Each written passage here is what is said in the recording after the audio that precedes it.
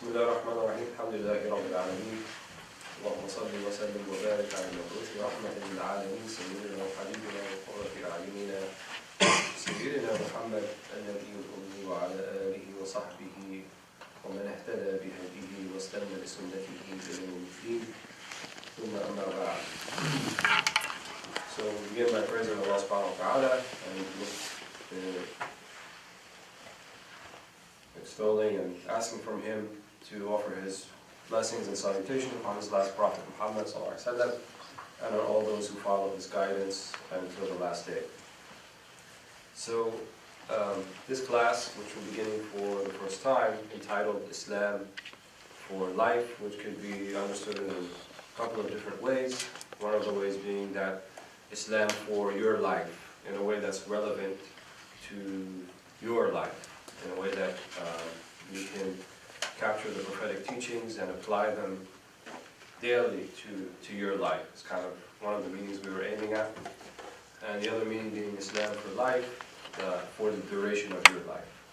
In other words, it's something that you want to practice day in, day out, in your morning, in your evening, in your afternoon, at night, and continue to do so until the day that we die and we meet our Lord. That's kind of the whole idea. So what I'm going to be trying to do is take a series of different topics that we've selected, which haven't all been determined, but based upon feedback that we received from some of you, that we think would be relevant for people and would resonate with what they're contending with at this particular time. So they were going to include things about child rearing, marriage, having doubts about some things about Islam, a myriad of issues. The first one that I've chosen for this particular class to begin with, what we think is kind of the pinnacle and the epitome and the most important aspect for actually dealing with the rest of these issues, what we call Islam in the inner life, or cultivating the inner life. And the word inner life is not something we came up with, it's something that other faith traditions have used as well. And what they mean by it is that we're not just a set of our physical parts, that the issues that we contend with, the circumstances that prevail upon us, these are things as Muslims as believers, we believe ultimately come from Allah subhanahu wa ta'ala. And those things, circumstances that prevail upon us, really are a means by which we can cultivate this inner life, because we are subject to the external stimuli or the external forces, but how we are inside, right, internally, really is not so much a question of what those external circumstances are, but rather how we deal with those external forces that prevail themselves upon us.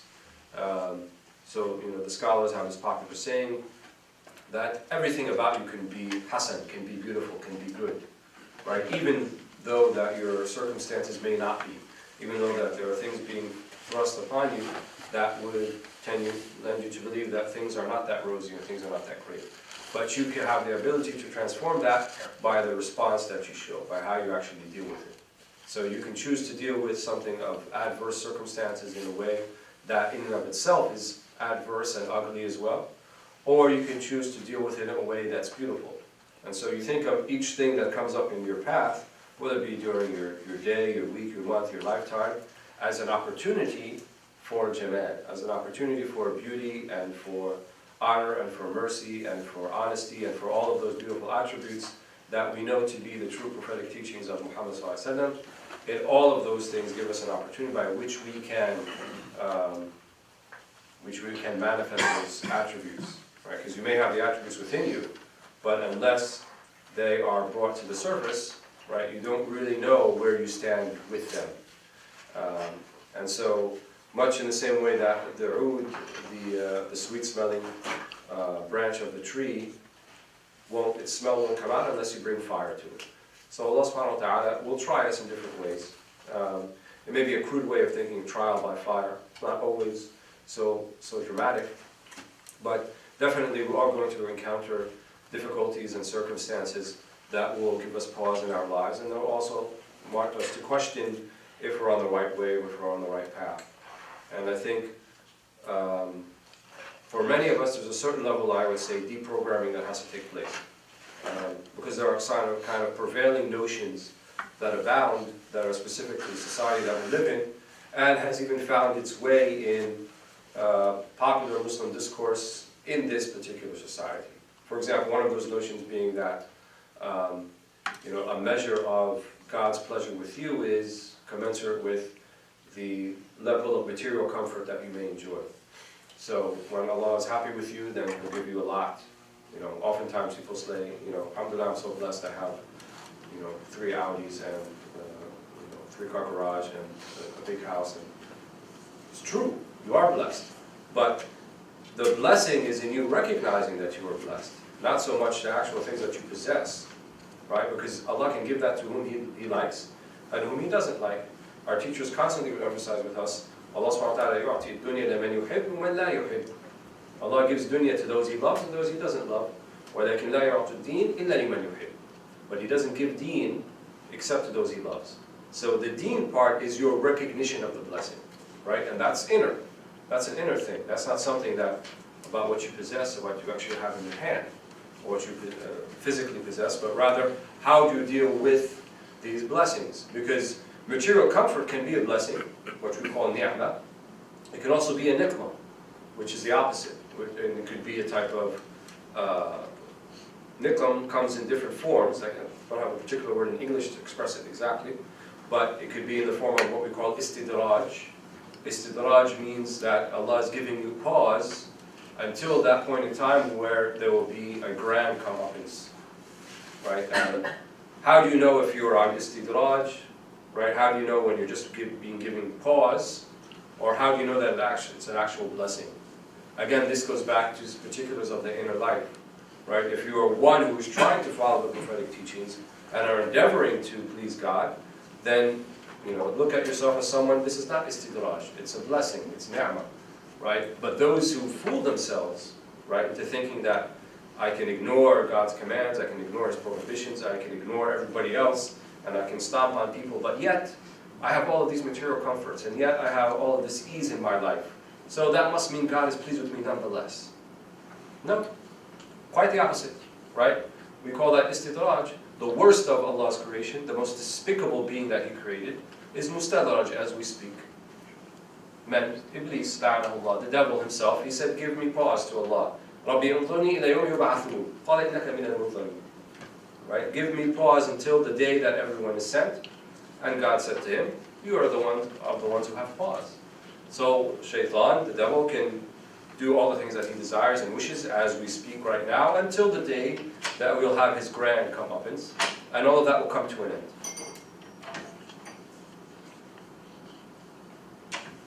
So how we deal with the particulars in life, right? This kind of inner conversation that we all have in some ways, right?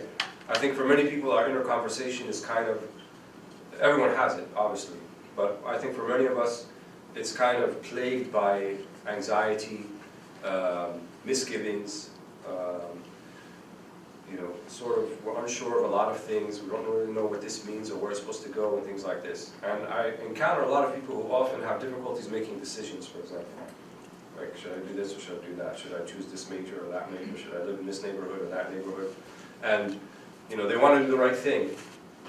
But yet their kind of internal apparatus about how they're thinking about these issues, somehow they can't come and arrive at a decision, and it's just much easier for them to give agency to someone else and say, you know what, kid, just tell me what to do, right? And the Prophet ﷺ didn't actually come to tell us what to do, per se, right? He never told anyone, for example, do this business or do that business, or wear these type of clothes or don't wear these type of clothes.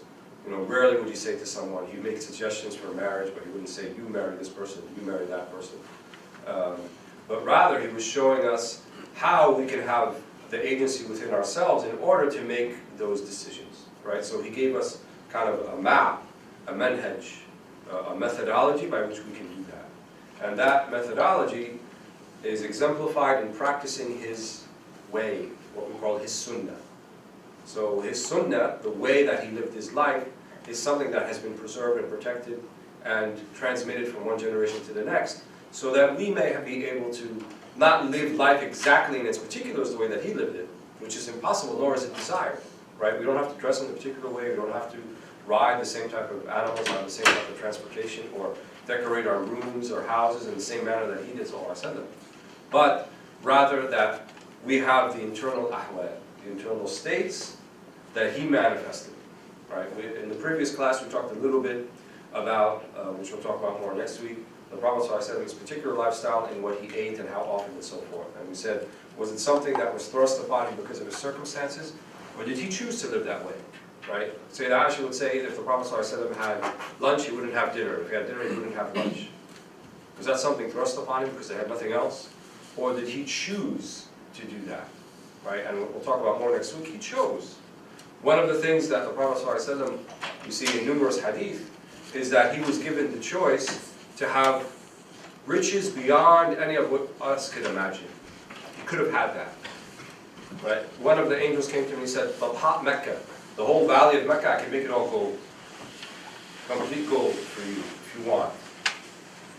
And one would say to themselves, why not? Right? You can spend it in a good way. You can use all that gold to help people and to feed the poor and the needy and the indigent and help people get married, those who are in debt, pay their debts. One can make all of those claims, all of those arguments. But the Prophet ﷺ said no. He said, I rather أجوع يوما فأتضرع إلى الله وأصبر. He said, I rather have a day that I'm hungry so that I turn towards God and I am patient. وأشبع يوما فأشكره وأحمده. And I be satiated one day so that I may thank him and that I may be grateful to him. And therein lies the epitome, I think, of the inner life. This kind of balance. Sometimes it's called sabr and shukr, between patience and gratitude. Sometimes it's called al-khawf al-raja, between fear and hope. Sometimes it's called, in higher form, al-qabd wal-bast. Right? Qabd means kind of an internal constriction. And then the bast, or inshirah, which means an expansion. Right? And depending on where you are in life, where you are internally, these meanings will become manifest to you. And remember, the Prophet ﷺ, he is beyond where any of us could aspire to in terms of his eternal life. So he could have taken the valley of gold completely and still manifested all of the states we're talking about. It's not like that was going to prevent him. But what I'm going to talk about next week more in detail, who's doing it for us. Right? Because he's leaving a sunnah, he's leaving a way behind for us. So there are many of the Sahaba who were so wealthy, but nevertheless, the Prophet ﷺ chose this particular path, right? Because he wanted to show us, you don't have to be that wealthy person. You don't have to be the accumulator of wealth in your life to reach or to aspire to what he is or what he brought. You could be the most destitute of people, and you could still be internally, you could still be the best believer. You could still be the best Muslim. He never wanted it to be associated with the possession of material wealth as a way by which people think that they would find salvation, or that these people, someone who had more of something, would be higher in the eyes of God. Ever. That was the whole point. Because he would have had those states nevertheless, whether he was the richest person materially or not. So that gives us solace, that gives us hope, that gives us an example by which we can follow. Right? And you'll find that in many ways in the Sunnah. Right? Sometimes it appears like he took too many precautions when he was doing things. We mentioned in previous classes, like during the Hijrah. He was going from Mecca to Medina. Medina is north. He went south first to throw him off the trail. Then he went to this cave where he hid out for 3 days, and he had the son and daughter of Abu Bakr, his companion, bring food and back to them, and then they'd have the sheep walk over their tracks, so they would cover the tracks back and forth, and then until they actually came upon them, and then he had to be given a miracle for the whole thing to be not to blow up in his face. So the spider web did the spider web, and the doves put their nest, and then they said no one could be behind that, even though they were. Right? And then when Abu Bakr as-Siddiq said to him, if they just looked towards the ground, they would see us. Right? And then what did the Prophet say back to him? What is your opinion of there's two with Allah subhanahu wa ta'ala, and the third one is Allah. Right? And he said, don't worry, inna Allah ma'ana. Right? Don't worry about anything, Allah is with us. Right? So he didn't say, inna Allah ma'i. Musa said that. Inna Rabbi ma'i sayahdeen. Moses said earlier in another part of the Quran, my Lord is with me, he will guide me. Right? When the Pharaoh and his troops were on his tail, going towards the Red Sea. But what did the Prophet ﷺ said to his companions, Inna Allaha ma'ana, us. So if you're with the Prophet ﷺ, you're with God.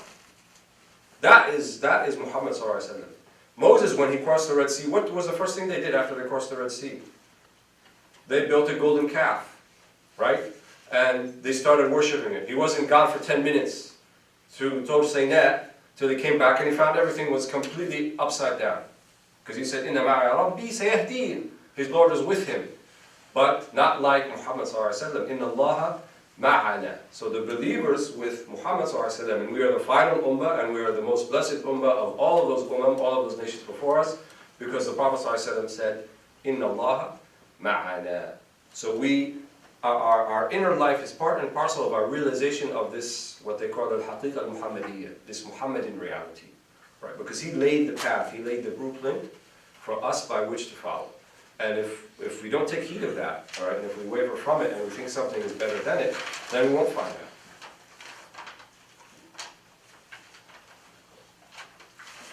So that's why the adherence to the Sunnah is so vital.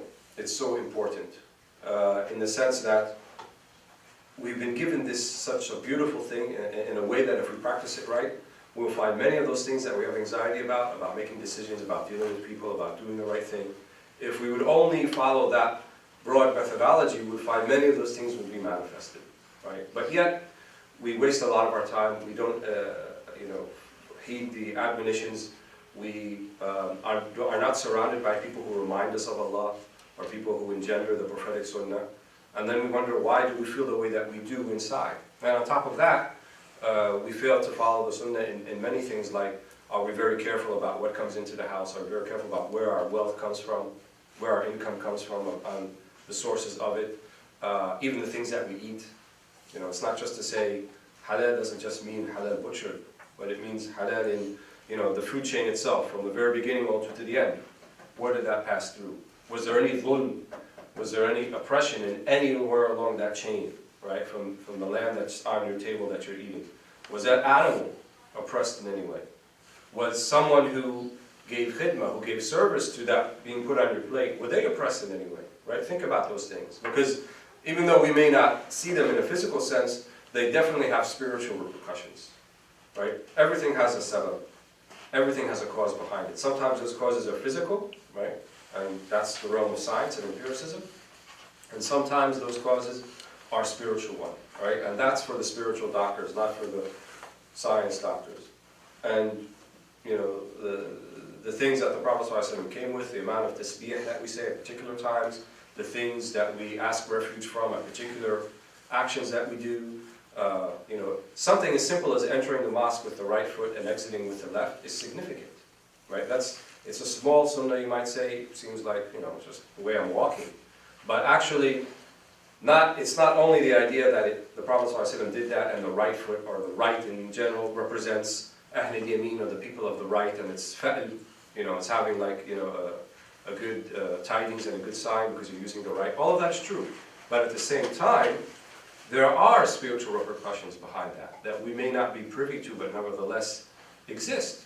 Right? How else do we understand the hadith I mentioned, the meritorious nature of reading the Quran, whether you understand it or don't understand it? Right? Because intuitively you would say, well, if I don't understand the Arabic that I'm reading, how could that be beneficial? And you might just say that, right? Or you might think it, just, But if the Prophet ﷺ is telling us that whether you read it with understanding or without understanding, there's still a benefit to it, right? Then we're not talking about what's intuitive here. We're talking about something maybe you can't fathom, you can't actually possess until you've actually tried it, right? And the idea of the words of the Quran itself representing the speech of Allah subhanahu wa ta'ala, if you really ponder upon that meaning, you're going to eventually arrive to a point where you say, you know what? It doesn't matter if I understand it. This is God's words that I'm saying here. There must be an effect on the heart, even if I can understand or I don't understand it, right? And the number of people who can actually speak Arabic in the world, of percentage of Muslims, well, Arabs are only 20% of Muslims, so that means most Muslims who ever lived and ever will live are not going to be able to understand the Quran. And even amongst the Arabs, the 20% definitely don't understand it, right? We're probably talking like 2 or 3% of those, if you really want to be, precise about it. So we're talking about the vast majority of Muslims, when they read the Quran, they don't understand it. But nevertheless, we're exhorted to read it. And we're exhorted to read it in Ramadan, more so, maybe even finish it once in Ramadan, or have a regular khatam, a regular reading of it. So that means that there's something in it, even if I don't understand what the words mean. Right? And so the very least, in terms of cultivating our inner life, is we have this then, this kind of acknowledgement and acquiescence to something that I may not particularly understand 100%. And again, for most modern people, that sounds counterintuitive. You want me to kind of submit to something? Even the word submit, I'm not comfortable with. Right? People always say Islam means submission. It makes it seem like it's, you're negating your agency, right? And it kind of fills a stereotype of what Muslims are. Like we just submit blindly, and we don't use common sense, or we don't use our intellect, which is quite the opposite. Every single verse that points to talking about Islam and believing and having greater certainty, it's all about the intellect. The verses in the Quran especially, it's all about the intellect. إِنَّ فِي خَلْقِ السَّمَاوَاتِ وَالْأَرْضِ وَاخْتِلَافِ اللَّيْلِ وَالنَّهَارِ لَآيَاتٍ لِأُولِي الْأَلْبَابِ. In the creation of the heavens and the earth, and the passing of day and tonight and night and today, there is a sign for people. Is that not speaking to the intellect? Well, who's it speaking to? There's nothing nonsensical in the Quran. Absolutely nothing. There's nothing nonsensical in the deen. There may be things that we may not have a full understanding of, right? Just like Sayyidina Abu Bakr Siddiq said, "El-ajz an idrak idrak." Understanding you may not fully understand, that is the understanding you're trying to reach. But there's nothing that's nonsensical. There's nothing where we'd say, I can't wrap my head around that. It doesn't make sense at all. We don't have a concept of Trinity. We don't have anything like that where we need all of this kind of verbose explanation to convey the basic concept of it. There are things we may not be able to reach and understand completely, but the very basic essence of it is not going to be nonsensical. So I think what has to happen for many of us is this kind of reorientation, kind of reprogram ourselves and reorient ourselves to the Quranic paradigm or the Sunnah paradigm of Muhammad sallallahu alaihi wasallam. And in that, the scales or the criteria by which we would evaluate one's life, for example, whether it's a successful life or an unsuccessful life, are vastly different than what we would find commonplace in society. So it's not really about how much you've accomplished, right, in terms of, I built this house and I did this monument and I put my kids through college and I did this. All those things are fine. And all those things, as part of the modern life that we live, are important, and we shouldn't, kind of marginalize their importance. But at the same time, the Quran clearly establishes what's success for us. إِلَّا مَنْ أَتَى اللَّهَ بِقَلْبٍ سَلِيمٍ. That's it. All will not find success except those who come to God and they have qalb salim, and they have a healthy heart, or they have a heart that's free of these encumberments that people have. It's free of vice, it's free of enmity, it's free of jealousy, it's free of bad suspicion or bad opinion of people. That's the qalb salim, and that's the whole idea of having that inner life, right? If you can, they say if you can go to sleep and you don't feel any type of enmity or any type of bad will, ill will towards anyone on the face of the planet, and you go to sleep like that, you're going to sleep much nicer than if you're holding all these grudges and holding all these things, right? Because you're going to be a slave to those things that you want, right? So if you want revenge for this person or revenge for that person, if you want this to happen to them, and it's utterly not in your power to enact any of that, this is how enmity builds up, right? And I think if I were to pick one aspect, let's say collectively for the ummah, that's plaguing us today, that's really kind of poisoning our inner life, it's what we call ash-shu'ur bil-mazlumiyya. It's our feeling that we are being constantly wronged and oppressed, and that we have to redress these grievances somehow, we don't know how to do it. So, for example, in this country, ISIS and Daesh and Boko Haram and Somalian Shabab and all these groups perpetrating these despicable acts, beheading people and casting, people are going to hell and all these things that they're doing.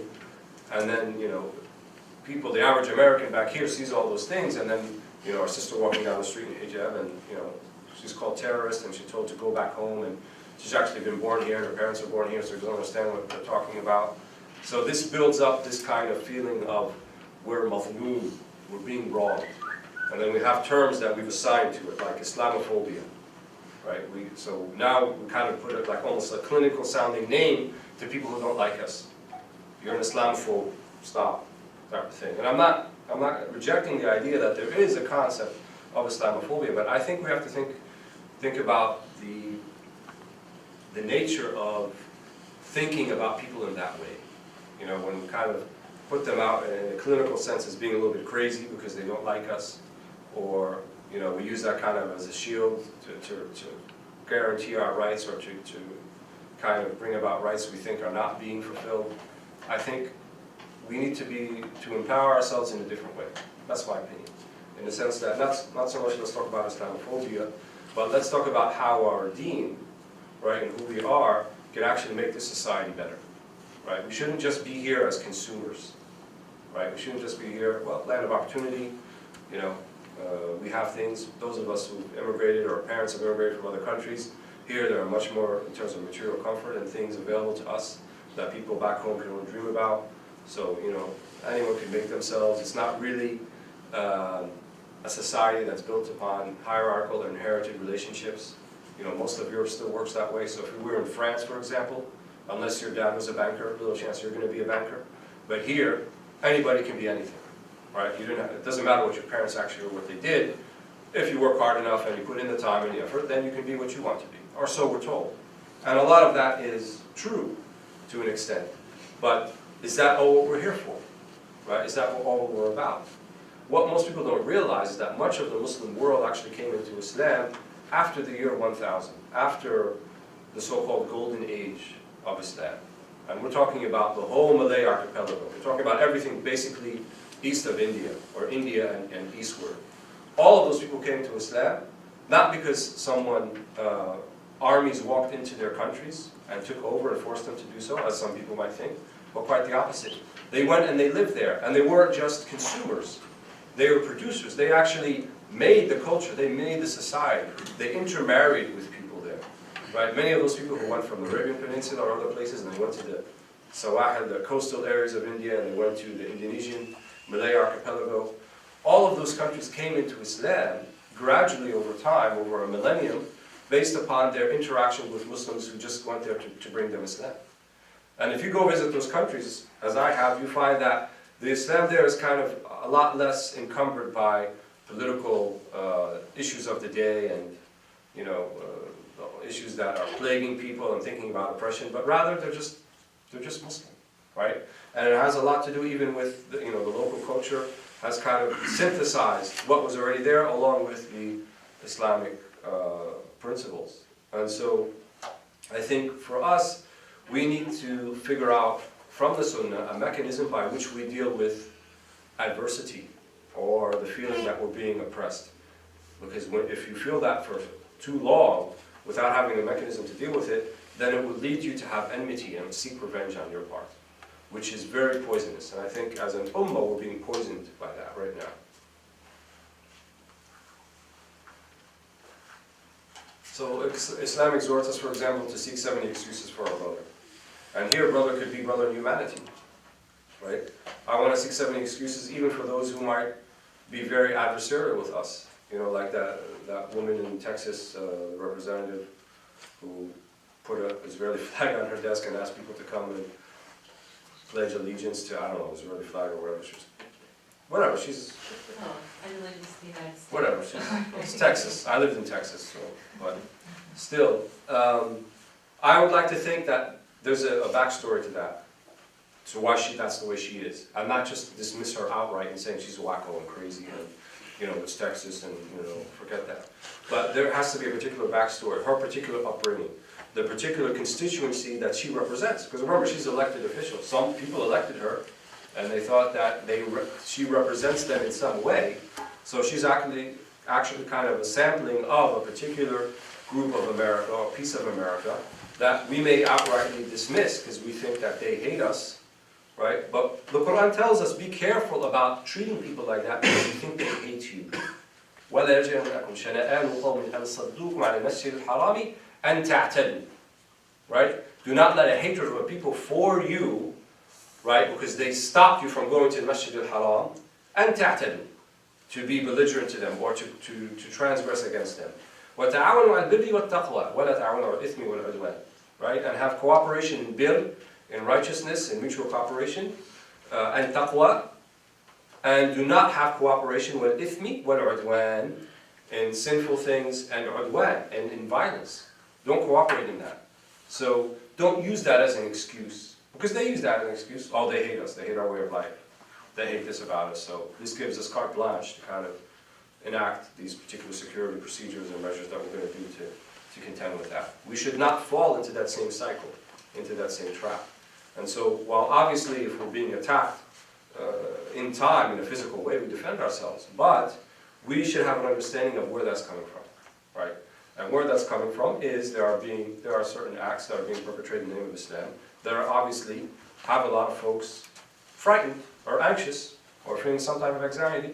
And we can easily debate and argue the idea that, well, you know, they killed 12 and 13 people and behead people. What about the million Iraqis who were killed during the Gulf War? And what about the million Algerians that the French killed during their colonial project in Algeria? And then now we're seeing the repercussions of that. And all that is true, right? But we have agency for our own acts and how we see things, not for other people's. So it's not, and this is one of, I think, one of the ways that we deal with this idea of Muslimiyya, of being oppressed. We always bring out the sins of the other as a justification for us perpetrating something similar, right? And that was not the Prophet ﷺ, right? Just because they kill our children doesn't mean we kill their children, right? That's not akhlaq, that's not character, that's not prophetic way, that's law of the jungle, right? That's kind of vigilantism. That's not what the Prophet ﷺ came with. He came to put a stop to that, because that was the law of the tribes before the Prophet ﷺ came. That is exactly what they did, right? And the Quran, you see verses touching upon that particular issue as it existed during his day. وَلَا تُسْرِفُوا فِي الْقَتْلِ, right? Do not go overbound in killing. If you didn't know the context of that verse and you're reading it today as a 21st century Muslim or non-Muslim, you would say, وَلَا تُسْرِفُوا فِي الْقَتْلِ.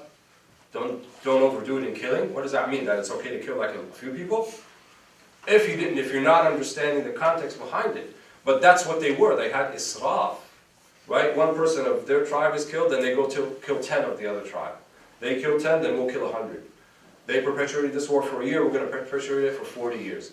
Until the descendants of these people, they don't even know what it's all about. They just know that these people are our enemy. And we have to fight them, and we have to oppose them. Prophet ﷺ put an end, put a stop to that. وَلَكُمْ فِي الْقِصَاصِ حَيَاةٌ يَا أُولِي الْأَلْبَابِ. And in qisas, the idea of an eye for an eye, or a tooth for a tooth, and a soul for a soul, you will find life. Again, if you read it as a contemporary person, I don't understand that. Because eye for an eye means they kill someone, then we kill someone too. So how is that life? But if you read it in the context of what was actually going on, when lives were, feminine bucks, was just the cheapest of prices. Blood was so cheap. Someone here is killed here, then they kill tens, if not hundreds, of other people. And back then, it was kind of a small scale. They didn't have these weapons that can wipe out 1,000 people in one shot. But now we do. But the same type of tribal mentality nevertheless persists amongst Muslims and amongst non-Muslims, right? It just goes by a different name, but nevertheless the outcome is the same. So I think our way that we have to particularly focus on is what is the Sunnah of the Prophet Muhammad ﷺ, not just his words and his deeds, but actually his ahwal, his states, how he dealt with adversity, how he dealt with people who were difficult to deal with, how he dealt with the circumstances that were thrust upon him, right? Because remember, the Sahaba would say about him, كَانَ دَائِمَ الْبِشْرِ. دَائِمَ الْبِشْرِ. He was always smiling. That means always. Means like difficult times, easy times, right? وَلَكِنْ طَوِيلَ الْأَحْزَانِ. People who knew him better would say كَانَ طَوِيلَ الْأَحْزَانِ. أو يَتَطَاوَلَ الْأَحْزَانِ. In other words, but he also had these periods of deep silence and pensiveness, right? Which was an internal state, right? And that's normal because of the things that are happening around him.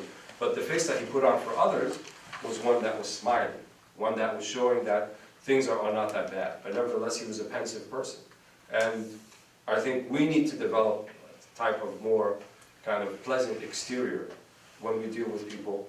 And at the same time, we build that pensive nature within us in much the same way that the Prophet ﷺ did that for other people. Otherwise, I think we run the risk people get a very kind of backwards impression of who we actually are, what we do, and so forth. And not that we're trying to impress people, but we're trying to impress upon them that these teachings are not just something that's good for me, but we believe it's good for everybody. At the end of the day, it's really about the da'wah. At the end of the day, we want to call people to Allah subhanahu wa ta'ala. Right? Everyone who is not being called to Allah subhanahu wa ta'ala, or is not answering the call to Allah subhanahu wa ta'ala, we believe they're in a state of some type of suffering. Right? And their eternal life is dependent upon our ability, in some sense, to be able to call them and for them to be able to answer that call. And if we're remiss in that, then it's not on them, it's on us. Right? And so we're very remiss. You know, the cartoons and all the things that people have written about the Prophet ﷺ that don't hurt the Prophet ﷺ in any way whatsoever, but nevertheless, you know, they're bad in of themselves. What's worse than that is our actions. Many of our actions, in a way, are much more damaging, so to speak, to Islam than a few cartoons, than some French satirists who, you know, have their own internal issues and they go home at night and deal with them, than, you know, what we're actually doing, what we're manifesting, what we're showing to people. And that's vitally much more important. Right? Islam is not this compartmentalized thing that you practice on Fridays or in mosque or particular environments and you kind of forget about everywhere else. It should be everything, everywhere, all the time.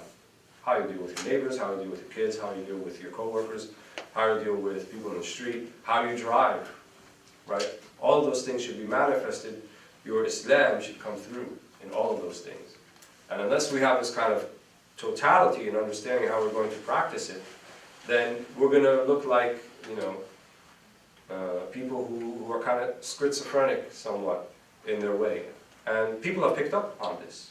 Right? People have picked up upon our kind of double-speak, some of us, and the way that we do things, and then they bring it on TV, and then they say, well, this is your Islam? Well, not these people are talking about this. These people are talking about this, and so forth. And people can pick up on that. And one of the famous hadith of Nawawi, that he includes in Al-Rain al-Nawawiyah, talking about love of people and love of Allah subhanahu wa ta'ala. And the Prophet ﷺ, he said to the Sahaba that if you want people to love you, then renounce what they possess. Don't have this kind of covetousness of what they own and what they have. Don't want their things. Let them have their things. Then people will love you, right? Because when people feel like you have an ulterior motive, or there's something behind your smiling face, or something behind your approach to them that you want from them, the moment they pick up on that, they will despise you, right? Because they feel you're not sincere. People don't like sincere people. It's kind of a common trait, human trait. So we have to be the most sincere people, right? And not want what people possess.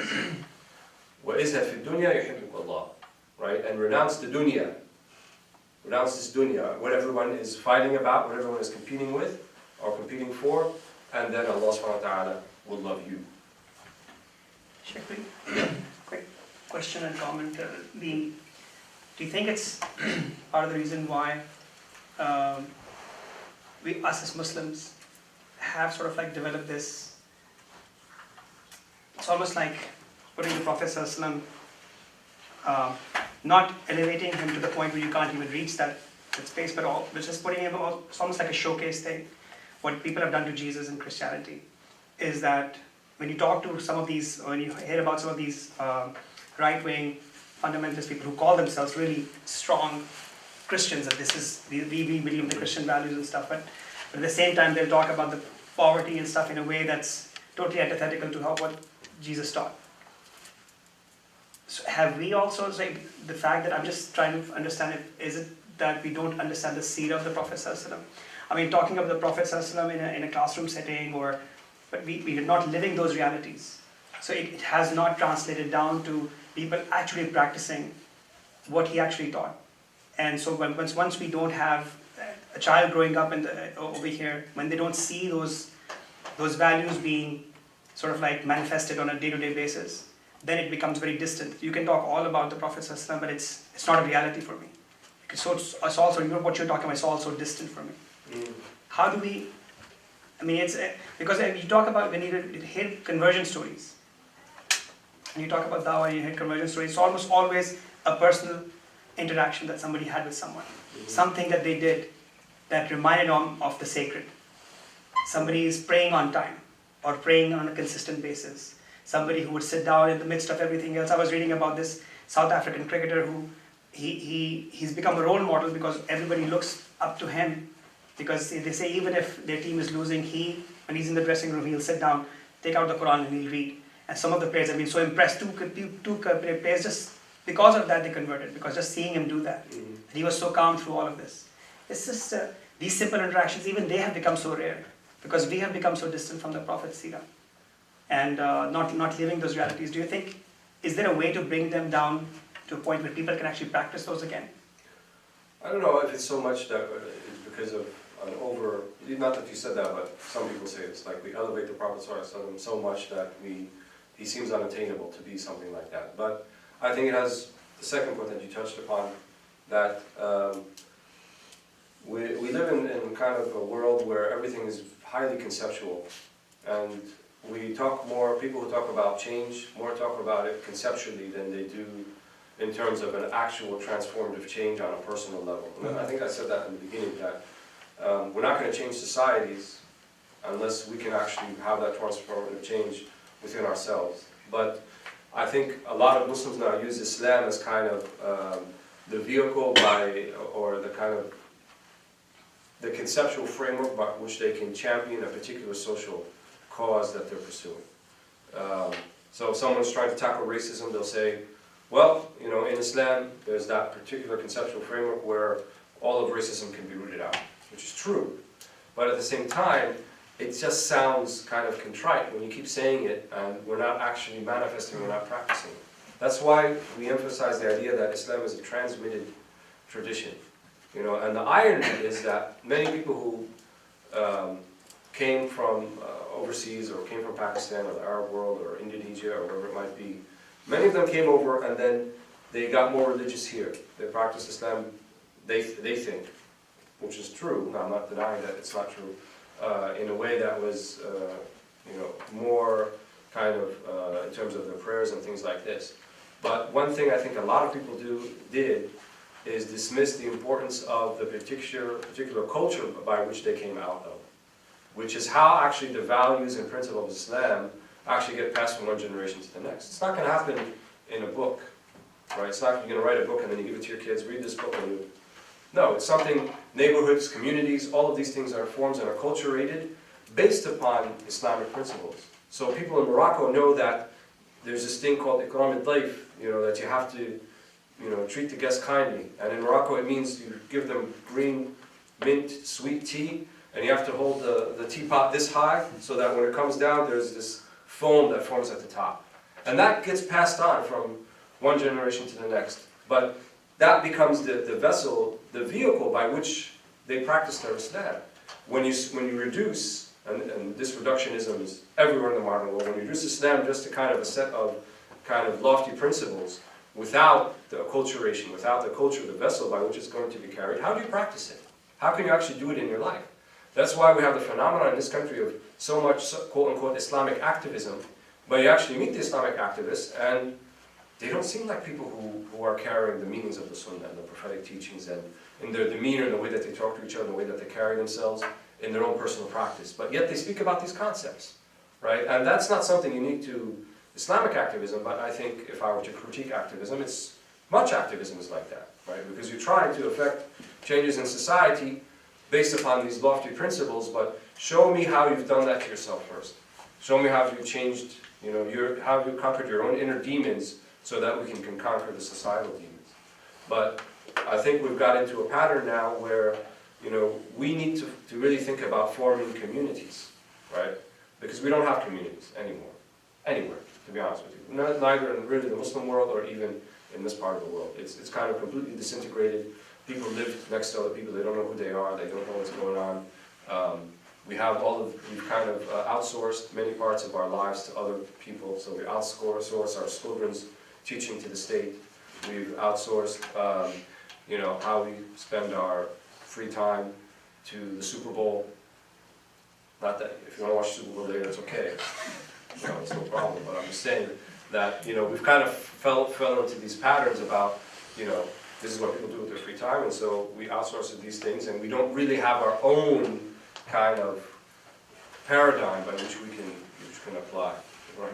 So I guess the question would be like, how do you go about like striving for this like built community and establishing this tradition for like first generation, second generation Americans, for the youth that are growing up here, where you know they don't have, they can only have what their parents tell them is culture from home. So how do we create an Islamic American culture so that we still have these ideals of pouring the tea like when guests come? Or how do we create our own practices that resemble the Rasul's practice? I don't know if we need a Islamic American culture per se. Like, in other words, the idea that some of the things that I mentioned coming from other cultures, that, well, that's their culture, that's not ours, so we need to kind of make our own, and we have to make it American somehow.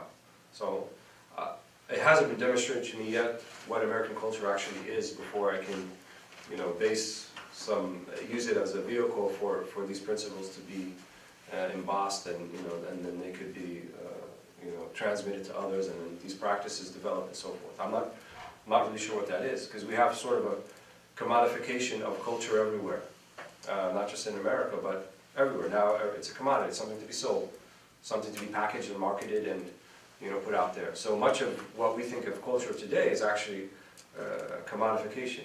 You know, our smartphone culture, for example, it came out of a technology product, right? Whereas, for example, something that has a real cultural practice, like say in this area where people used to get together in barns once a week and have kind of these, you know, town hall meetings, right? Now even what quote-unquote town hall meeting, it's commodified. So during election season, they rent a hotel conference room or wherever it might be, or a studio somewhere, and they call it town hall meeting, where really the people are hand-selected who are there. They don't represent the town, really. It's not really a town hall, but it's kind of this, as Baudrillard, the French philosopher, said, it's this simulacrum. So we're simulating something that we can identify from our cultural past, but it's really nothing to do with at all, or in terms of its essence of our cultural past. So we're, you know, these are uncharted waters, to be honest with you. You know, we're going somewhere that's no one's ever gone before. So how do we actually go about, you know, I think we try to salvage what we can salvage. And if that means that we take the best of our Islamic cultures worldwide and the best facets of those and implement them, you know, I think that's perfectly fine. That doesn't mean in the way we dress or the way that we pour the tea, but there's a lot we can learn from these particular cultures because they were cultivated over centuries, right? This happened over quite a bit of time. And they also took into account the local cultures that were already there even before Islam came about, right? And I don't think we've done enough research about how that synthesis actually happened. It's very difficult to research, number one, to begin with, because there's not a lot of material out there. But definitely there was a process over centuries where, you know, whether it was in Morocco or in Egypt or in Syria or Indonesia or what have you, that these things came into practice and, you know, they were transmitted over time. And then the similarities that you see across these cultures, where it's still easily identifiable as being an Islamic basis, but nevertheless, different cultural manifestations. And that's kind of the beauty of Islam, right? It gives color, it gives meaning to things that are already existing.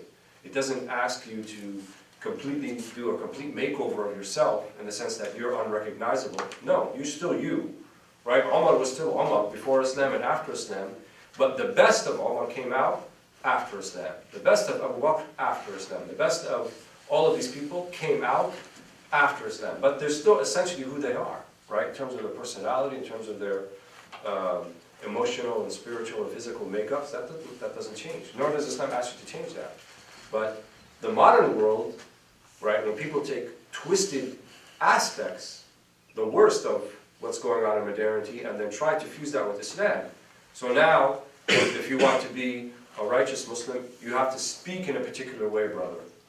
You have to have a particular handshake when we greet each other. You have to dress in a particular way. There's a particular lapel that I want you to put on here, right? There's a particular code word when we meet each other, right? What is that?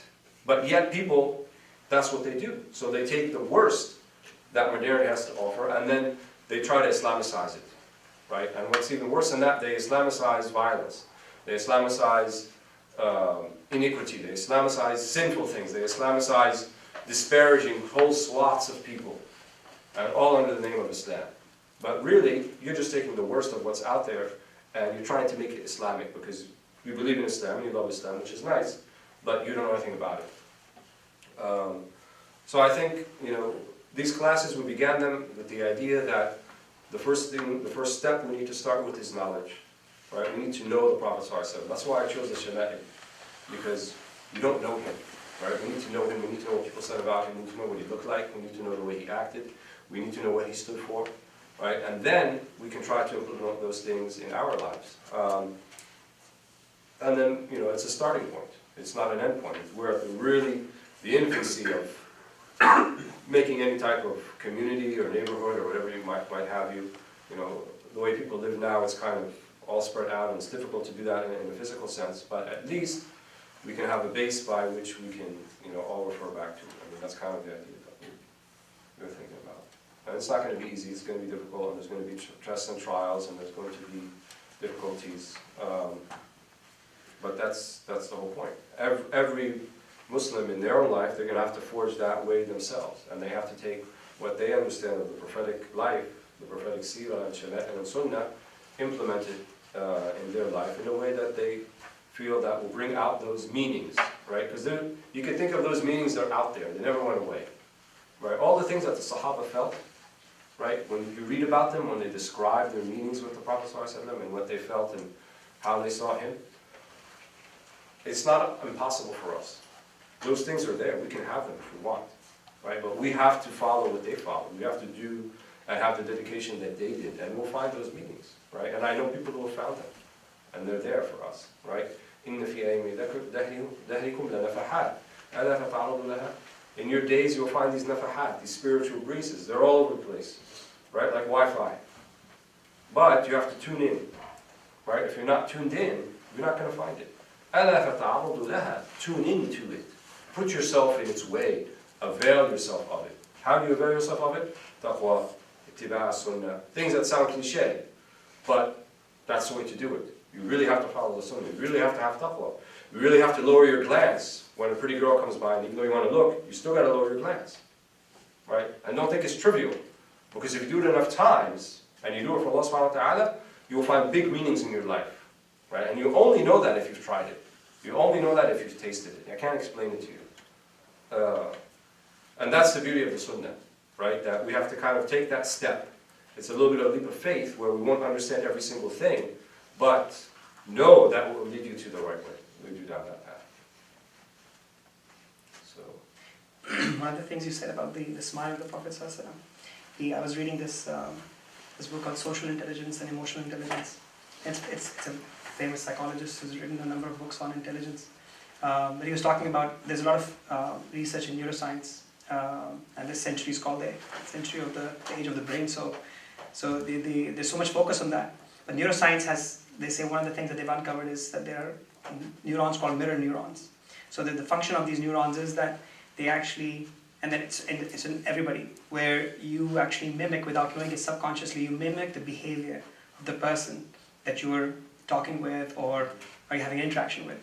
So it's very interesting. So they said that they've done so much research, especially in Stanford and Berkeley and Yale, that they look at behaviors, how behaviors change when you're talking with somebody who's angry or somebody who's sad or somebody who's happy. And so because when people were brought into the room when interacting with someone who was already angry, they left the room feeling upset and disturbed. And when they came into the room with somebody who's happy and who's was smiling, you leave the room happy and in a better state. Your blood pressure is lower, your heart rate actually decreases. So it's very significant. I mean, just the fact that he behaved, this is the way he interacted with people all the time. It's a very significant thing in itself. right. And the idea is that it's not about just studying the lofty principles and concepts, it's actually embodying them so that we're all minor manifestations of Muhammad sallallahu alaihi wasallam. All the good in the world, all the good of the ummah came from him sallallahu alaihi wasallam. All of the great ulama and saints that we talk about and the Sahaba, what was the source of all of that? Sayyidina sallallahu alaihi wasallam. There's no other source. So it's available, it's there, we can do it. But we have to truly want to do it. We have to be truly dedicated, and we need a lot of tawfiq. We need a lot of divine providence for that to happen. In fact, it won't happen at all if that escapes us, right? And the way to avail yourself of divine providence is to be sincere, is to work on issues of the heart, is to struggle a bit, right? Right? Clemency is with forging clemency, is struggling to be clement with people. Knowledge is by taking steps to achieve that knowledge. So everything has a reason for it. And oftentimes in things that relate to our physical lives, we take every precaution, we take every step, right? But when it comes to things of a spiritual nature, we're kind of just, Allah Ghafur Rahim. Allah is merciful and He'll take care of me, which He will, right? Right? What has deluded you except Rabbika, your Lord who is most generous. We know our Lord is most generous, right? That's why it's easy for us to just fall back on that and say, He'll take care of me. And he's much greater than to take me on this one little sin that I did here and there. And that's all that is true. But the adab, right? And this is a concept that modern society has completely lost. The idea of adab, the idea of knowing certain haqa'iq, certain realities, but nevertheless, what is your behavior? How should it be manifested? The etiquette with Allah subhanahu wa ta'ala. All those things are true. Prophet ﷺ said, Man qala la ilaha illallah dakhala al-jannah. You know that. You say la ilaha illallah, you go to paradise. We know all of these things, and they're true and they're realities. But does that mean that you just sit back on your laurels and say, well, I said it and I believe it, so I can do whatever I want, and Allah will eventually forgive me. And you know what? He probably will. But the etiquette with Allah subhanahu wa ta'ala, the adab with Allah subhanahu wa ta'ala is, no, I do quite the opposite. We talked about Sa'd ibn Waqqas. He struggled his whole life. Right? You could have said, oh, you know what? I got promised paradise. It's time to, take a rest a little bit, kick back. I'm in. It's like someone gets their college, they apply to college and then they got their entrance, the admission. What do they do after that the rest of the senior year? Right? What do they do? It's kind of like, big burden lifted, I don't have to try as hard anymore, it's over, that type of thing. He didn't do that. It actually caused him to be more fearful. It caused him to have a greater longing for Allah subhanahu wa ta'ala. Because how great is it that you're one of the 10 people on the face of the earth who was chosen to be given that news in your life? It overwhelms you, right? They were overwhelmed. And it caused them to even be more practicing. It caused them to have a greater longing for Allah subhanahu wa ta'ala, not the opposite. That's the etiquette, that's the adab with Allah subhanahu wa ta'ala. So we're missing the adab, right? We've reduced everything to a particular concept, but yet we fail to realize that unless we approach it in the right way, unless we learn in the right way, unless we treat each other in a particular way that is manifest with adab, with etiquette, then all those meanings will not be manifest, right? Because they will remain concepts, lofty ones, that we may try to understand intellectually, but you won't taste them. I guarantee you will not taste any of it unless you have the adab with Allah subhanahu wa ta'ala. Prophet ﷺ said about himself, أَدَّبَنِي رَبِّي فَأَحْسَنَ تَأْدِيبِي. Allah is the one who gave me adab, and He gave me the most beautiful of adab. Right? What did He mean by that? He's talking about his inner life was manifested. Even the Prophet ﷺ had this gradation. When he was at the end of his life was not the same as he was at the beginning. Right? Where he started though as a prophet is something we can even never aspire to. We'll never get there. But for him, he also continued to be raised in rank. Right? He had to be in Ghar Hira and he had to spend almost a month there by himself to find many of these meanings. Right? Towards the end of his life, there was virtually not a minute of his day he spent in solitude. He was always with people. Whether it was his family, whether it was the people who had all these needs when he was in Medina, virtually never he was by himself. But nevertheless, in his jalwa, right, because jalwa is when you're amongst people, he was of a higher rank than in his khalwa. Khalwa when he was by himself on the mountain.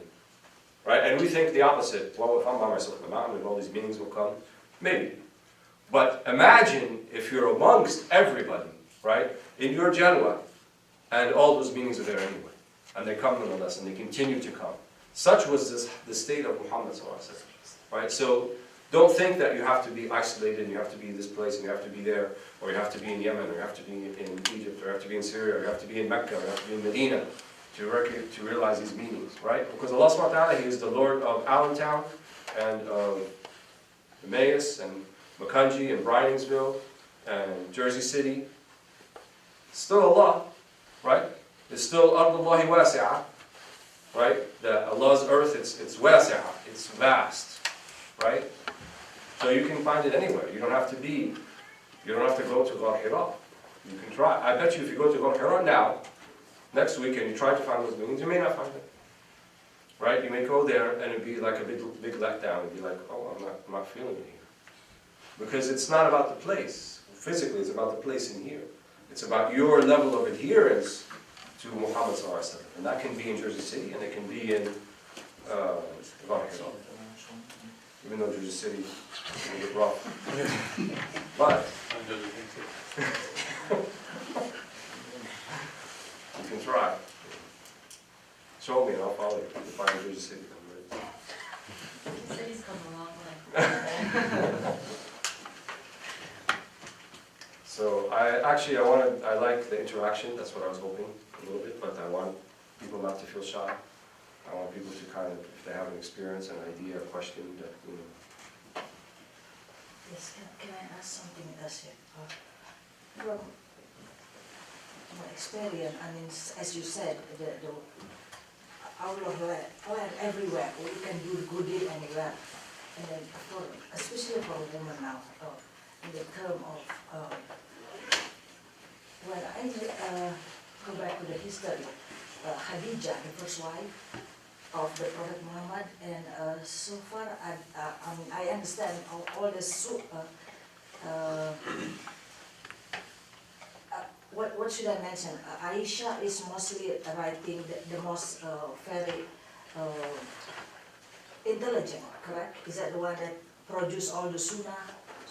She was a scholar. Yeah. Correct, scholar. Yeah. She's the one, the smartest of the wife, I believe. Is that correct? I don't know smartest, but she was the one who was Correct. She's writing all the sunnah and everything. Yeah. Correct. And the most knowledgeable, we could say. most knowledgeable, correct. And also one of the mention in Surah Nur, I believe, that's when happened and she left out somewhere and Prophet. Correct. That become one of the real Allah get some ayah because of that, right? Like all that thing. So go back to the Khadijah, but so far I didn't see any more too much story about Khadijah, which is as the as my understanding, that's the beginning of the prophethood when Prophet Muhammad they get to Syria and all become a man and go Hira, the first woman, on the first person of become Muslim and everything. But there is no sunnah as from Khadijah. Is that correct? No, I wouldn't say that. Is that Khadija radiallahu anha, she passed away before the Prophet's hijrah to Medina by a year or two. And though she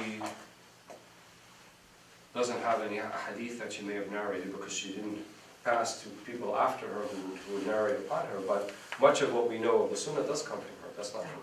You know, if we read the seerah of Muhammad sallallahu alaihi wasallam, we see that the person who was a constant in his life for the most difficult years of his mission was Sayyidah Khadija. He married no other woman while he was married to her.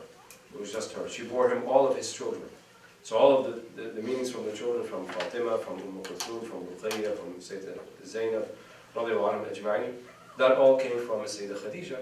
And the Prophet ﷺ said that many men have been perfected, but only four amongst the women, and two of them were his daughter, Fatima, and the other one being his wife, Khadija bint Khuwaylid, radiyallahu anha.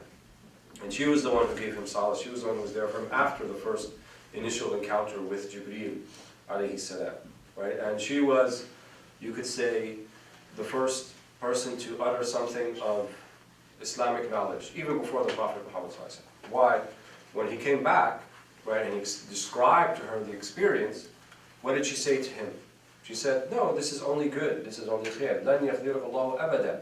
Right? إِنَّكَ تَكْسِي الْمَعْلُومِ وَتَقْضِي حَوَاجِ النَّاسِ. Right? You're someone who feeds the needy and clothes the naked, and you take care of people's needs. How can Allah treat you in an adverse way after that? Where did she come up with that? Right? How did she understand that to begin with? She was the first one, even before the Prophet ﷺ said it himself. But it ran upon her tongue, these meanings in the very beginning. That Allah giving you tawfiq, Allah giving you success to fulfill the needs of others, that's a sign of divine providence. Right? So oftentimes you look at like, why are those people asking me for help all the time? It's getting to be annoying. When it's an honor, right? This is an honor that was only given to prophets and those who follow prophets. That you're put in a position where you can help to fulfill people's needs and people come to you. Right? Nowadays we see it as a kind of an inconvenience or maybe even annoyance that people are coming for help, whether it be financial or spiritual or emotional or mental or whatever. During his time, the paradigm established clearly by Khadija was, no, it's quite the opposite. It's a sign of divine providence. It's a sign Allah is happy with you. It's a sign Allah wants to give you much more even than what you have right now. So that's what I mean by reorient ourselves. Don't think because, you have all these material things, they're there as a means for you. They're not there for you to see as that Allah is happy with you. There's another way that Allah is going to show that He's happy with you, and it's not that. Yes? Yeah, just in light of Khadija again.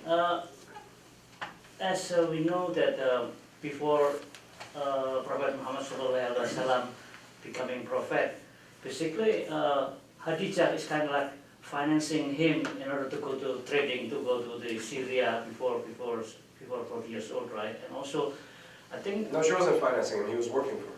Right, so he was doing a service for her right. business. Basically, Khadija is the finance of the working capital in order to moving the part to the It was her trading, business, right? Right. And also the payrolls for because Khadija is coming from the elite in the Quraysh, so basically it's kind of like lobbyists to go to the elite in order to spread the Islam later on. So basically Khadija played a role so much in Prophet Muhammad SAW, but in the Quran I don't think they mention Khadija. Quran also doesn't mention many of the Sahaba by name. The only Sahabi mentioned by name in the Quran was Sayyidina Zayd. فَلَمَّا قَضَى مِنْهَا زَيْدٌ الْمَطَرَ زَوَّجْنَاكَهَا. And he had married Zaynab bint Jahsh before the Prophet Muhammad ﷺ. And it was a marriage that wasn't meant to be successful. And then Zayd ibn Haritha was actually, before the ruling came down for the idea of having an adopted son, he was the adopted son. He was actually known as Zayd ibn Muhammad for a while. And then he took the name of his real father, Zayd ibn Haritha. So this ruling came to show that there's no such thing as an adopted son, that he can marry the woman that he married because they're not related by blood. Otherwise, if they were related by blood, the father cannot marry the wife of the son, even after divorce or dissolution of marriage in any way whatsoever. So the idea that, well, maybe she's not that important so because she's not mentioned in the Quran, that's not true. The Quran has some 6,000 or so verses. Right. It cannot nearly state every single important aspect in tafsir, in other words, in detail, that's important about Islam. And that's a common misconception. Even you find in the popular media, it'll say like, Muslims say that they have to pray 5 times a day, but it's not mentioned in the Quran. Yeah, it's true, 5 times a day, with those words, it's not mentioned in the Quran. Does it mean we don't have to do 5 times a day? No, it's a fallacy. But the Quran does tell us that which Muhammad ﷺ asked us to do, we do, and that which he asked us to refrain from, we refrain from. So Islam is not complete without the Quran and the Sunnah. And just because something is not mentioned in the Quran doesn't mean it's marginalized or less important. But it means that the major concepts are there, even though they may not be in detail. And also the Quran is something that we are to reflect upon. And the idea that when you keep reading it, no matter how many times you read it, you'll come out with different meanings. That's which I mean by kind of the spiritual secret of the Quran. There are things in there that will not become manifest to you, be in an intellectual capacity, but they will once you've tasted them. Once you continue to read and recite and reflect and ponder, right, then you'll find it. Even the verse I have opened here, إِنَّمَا الْمُؤْمِنُونَ الَّذِينَ إِذَا ذُكِرَ اللَّهُ وَجِلَتْ قُلُوبُهُم وَإِذَا تُلِيَتْ عَلَيْهِ آيَاتُهُ زَادَتْهُمْ إِيمَانًا وَعَلَى رَبِّهِمْ يَتَوَكَّلُونَ. Surah Al-Anfal. The true believers are those who, when God is mentioned, وَجِلَتْ قُلُوبُهُم, their hearts are stirred. وَإِذَا تُلِيَتْ عَلَيْهِمْ آيَاتُهُ, and if the verses are recited to them, زَادَتْهُمْ إِيمَانًا, their iman is raised.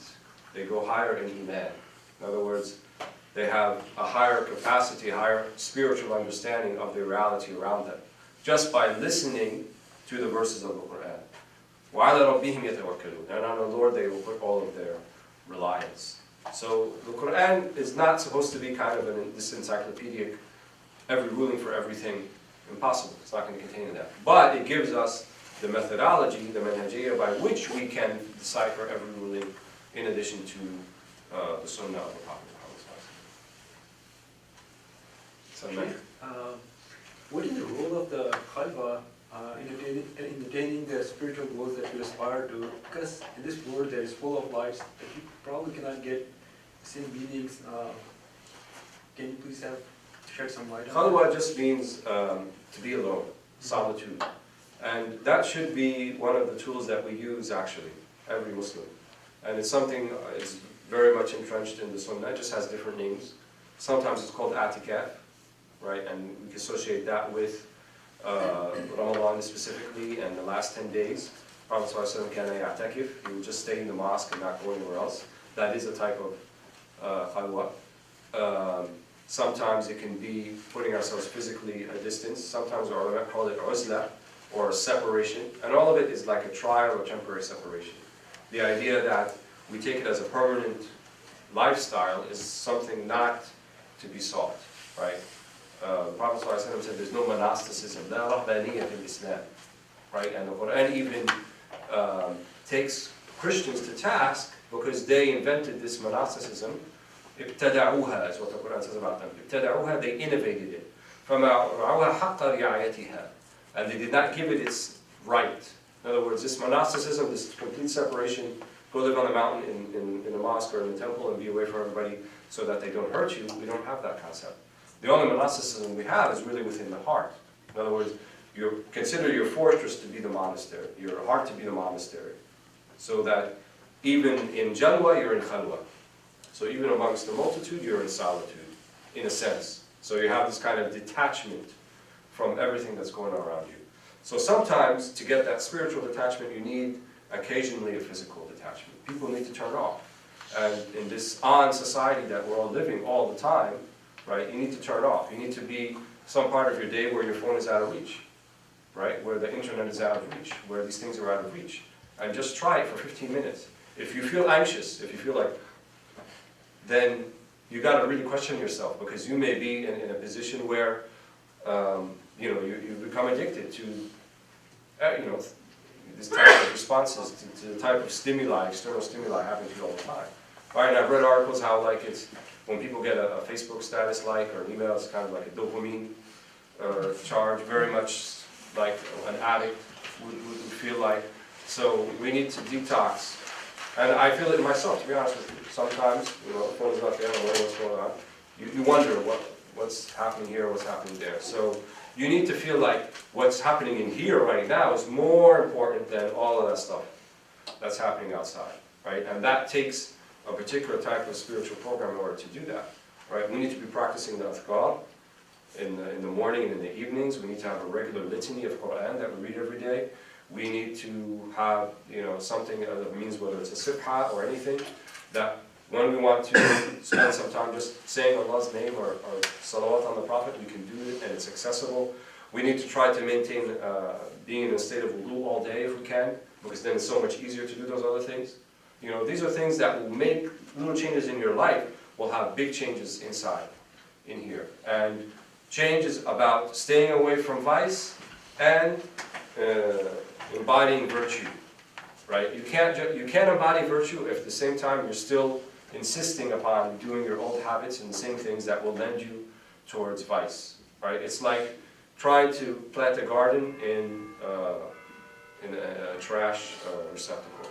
You got to take out the trash first, right? Otherwise you can plant the garden all you want and put roses, but it still looks like trash if you don't remove the trash. So we need to have this takhliyah, which is the removal of vice, which khalwa is one of the prime tools in doing so. There's really 4 tools that they mentioned, especially in takhliyah.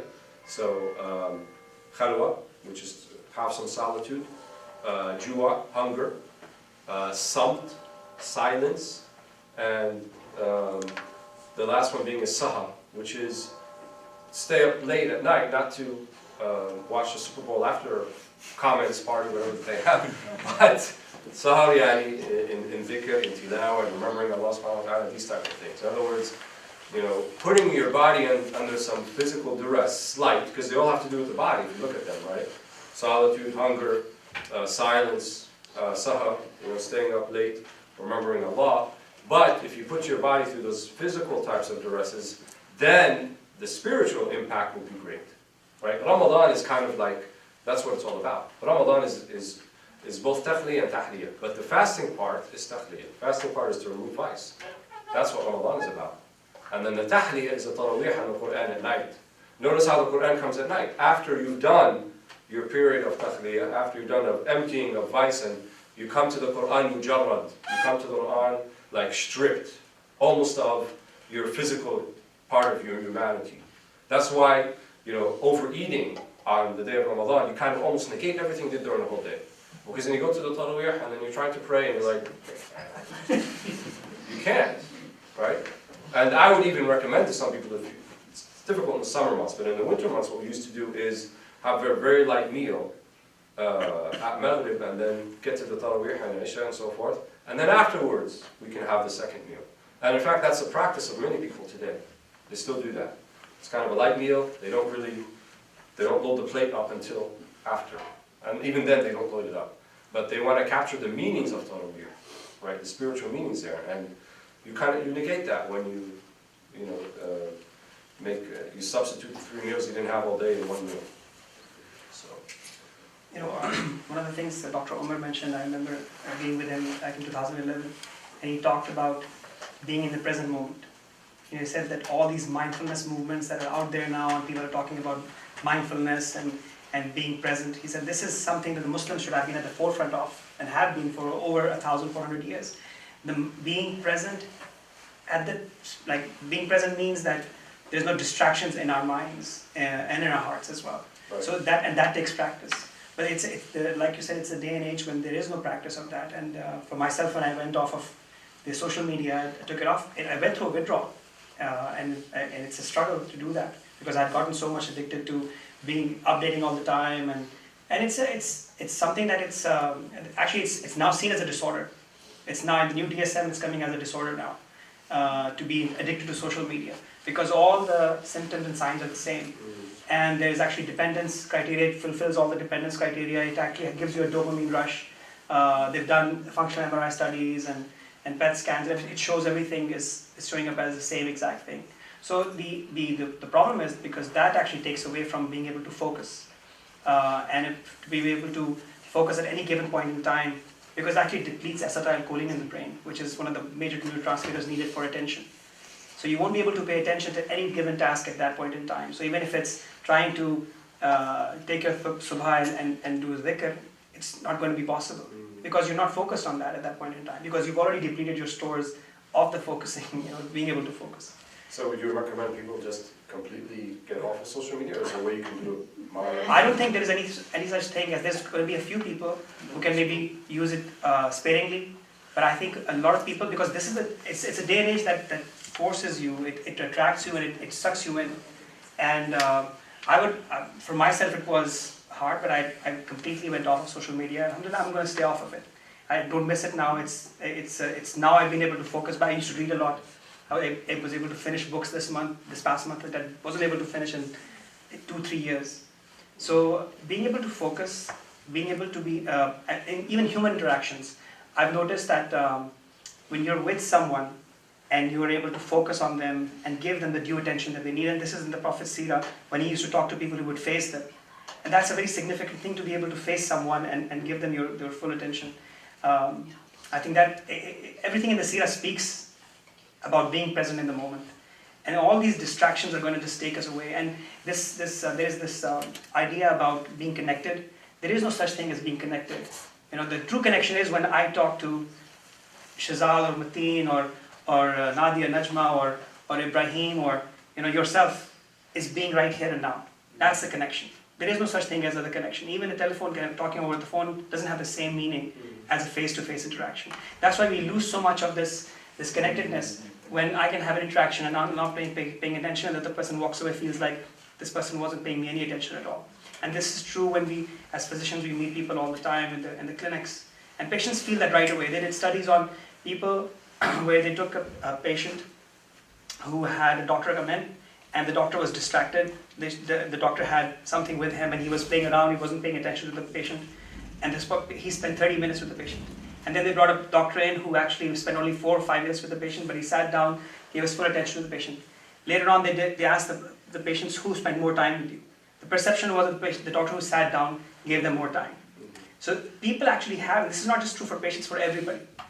Anyone with our children, dealing with our kids, I've noticed when you go to the park and you see all these parents who have their phones on and they're not watching their kids play around and having fun, and because your kid might have a moment which is very significant for them. And if you're not there with them in that moment, it's lost. And you're not going to be connected, you're not going to see that. And so I see that all the time now, and I was having that problem myself. Alhamdulillah, I was able to recognize that, and because I was noticing people saying that stuff, that you are too much on there, Suhail is always doing this, or he's always on that. And those things, I noticed that people were saying that, it's a sign for me to step back. So that actually, because these are all signs for us. I mean, I guess it's just being able to hear the chatter outside of yourself, if people are saying a certain thing. But I don't think there are people, for most people, it's like alcohol. There's going to be a few people who can tolerate alcohol and who will be able to drink those 2 drinks that they talk about and keeps your heart healthy or whatever, which is a fallacy anyways. But for most people, it's going to be a problem. And we have to view social media in the same exact way. I don't think there is you can say, oh, you know what, there's a healthy way to use it. I don't think there's any healthy way to use it. And it's creating problems. You go to restaurants and you see families sitting together and everybody's on a phone. And they have no meaningful interaction with each other. I can guarantee you could go to any place and people are just lost in their, kids actually have lost. What they're seeing now is that young kids who are growing up on video games and social media, the neurotransmitter in the brain, acetylcholine, actually is less than in previous generations. It's not being secreted at the same rate. So for them to be able to focus on, and focusing on a game is not the same as focusing on a book. It's a completely different set of neuronal connections, and focusing on a human interaction. It's a different, so people when they say, oh no, they're able to focus on that game, so they should be able, it's not the same thing. So I think we're going to raise a generation of children who are going to be totally disconnected and not know how to interact with other humans, so. But isn't it also true that the mindset of the society now is being set by the social media, and if we do not get involved in the social media, then we cannot change the perceptions that we want to, and we have to actively take part. So that actually, I was going to comment on that. I saw this text from someone a few days ago when the storm was supposed to come, the previous one, and somebody said that, please take picture, we're going to take pictures of Muslims cleaning the neighbors' driveways, and please post them on social media because we want to show that Muslims are helping other neighbors. I was like, why would you do that? Why do you want people to see that? If you are helping your neighbor, that should be coming from your heart, just so because he's your neighbor or she's your neighbor. Not because you want to show it on social media that Muslims are good neighbors. Even the way we think and how we think messages get sent, it's all become... Because then it becomes cliche, like, oh, the only reason why you did this was because you wanted this on the social media. And I think a human-to-human interaction, again, your neighbors should know and remember you if we move from our neighborhood, that these were good neighbors, that they were there for us when we needed them. If you're cleaning up your driveway and your neighbor's driveway is right there, it just takes another 5-7 minutes of your time. I cleaned up my neighbor's driveway and I didn't want to do it. I was so tired. I did it and he came out and he said, I just fell on the ice 2 days ago and my back is really hurting. So he couldn't do it himself. So he was so happy that he saw me doing it. And he's done that for me. Like one day I came home and last year when there were so many storms, he had used a snowblower and cleaned out the stuff, which was really amazing because that relief that you feel, oh God, I don't have to do this because somebody took care of that. Simple things like taking I don't think we should be projecting those things out on social media. I think those would go around if we had an interaction with the people around us. Its goodness will spread generally. No, I think at the same time too, we don't have to kind of put the Muslim label on it too. Yeah. You know, we don't have to like shovel our neighbor's driveway and leave it up like, brought to you by your friendly neighborhood Muslim. Yeah. Put a picture, you know. Let it be organic and natural, and, you know, we don't have to call it Islamic this or Muslim that, or, you know, even though they had that, for example, in Texas, they had that Muslim, Texas Capital Day, which I understand is like a yearly thing that they do. But I was thinking to myself, why? Why do we need to have a Muslim day at the Capitol in Texas to begin with? Why can't we just be Americans? In the particular context that, you know, that we're here. Why do we have to be this religious group? Because then when we do that, I think we kind of, it's a self-fulfilling prophecy where we act like a fifth column and we act like a special interest, then why are you surprised when people look at us like that? Right? And they say like, oh, you're the Muslims. No, I'm Walid, and this is Shahzad, and this is Metin, and this is Dr. Suhail, and, you know, oh yeah, are we Muslim? Yeah, we're Muslim, but I don't have an agenda behind my Muslimness Absolutely. with you. You know, I'm being your neighbor. It's an overcompensation, and Yeah. people know that it's. It feels, Because it almost becomes like a missionary thing. When I went to college, it was pretty sad, but some of the heaviest drinkers at a party would be like a Pakistani boy or something, or Indian Muslim boy, and it was like, and then actually one boy died. He died acutely from alcohol intoxication because he wanted to prove that he wasn't me. Obviously not so but it was like this, it was an overcompensation, and to the point that even the people who, Americans who would drink, they would be like, wow, this is like really odd, because I wouldn't picture this, and it was just, again, it was this overcompensation, just be good people, be good human beings, and then people will wonder, that guy's a little different. Or maybe they won't wonder that, or maybe they'll just be happy to have you as a neighbor. You don't have to make it part of a Muslim promotional campaign, you know, that then you put, oh, you mind if I put our picture on Facebook and show them? I don't know, that's just me. I think it's ridiculous. I think that's very significant because it becomes like a missionary kind of thing. Because I feel like a lot of the stuff there's a lot of good that the missionaries do, but when they do go overseas and do that stuff, the local people will feel like as if the only reason they're doing this is because there's an ulterior motive behind it. Yeah. And if we do this just out of the goodness that people should be spreading goodness, this is what the Prophet told us, to spread goodness, you know, spread peace. So one of the ways that you can spread peace is to help people be whole. You know? Well, I think even the advocacy groups, it's one thing to do it Muslim only, but what if we were to be part of a broader advocacy about any type of discrimination against ethnic groups or the other or whatever it might be? Why do it have to be, you know, advocacy for Muslims per se? I think it just lends to the impression that people or the impression that they want to form or they've already formed that we are this kind of distinct separate group, and you know, and that whole argument like, well, actually they have to know we're different than them, so they know that we don't believe in the kufr, things like that. Really? Do you think that after all this time there's a danger of that? You know, like the people who say it's haram to say Merry Christmas or to congratulate someone on their holiday because they might think that we believe Jesus is some God like them. It's not true anymore. The situation has changed.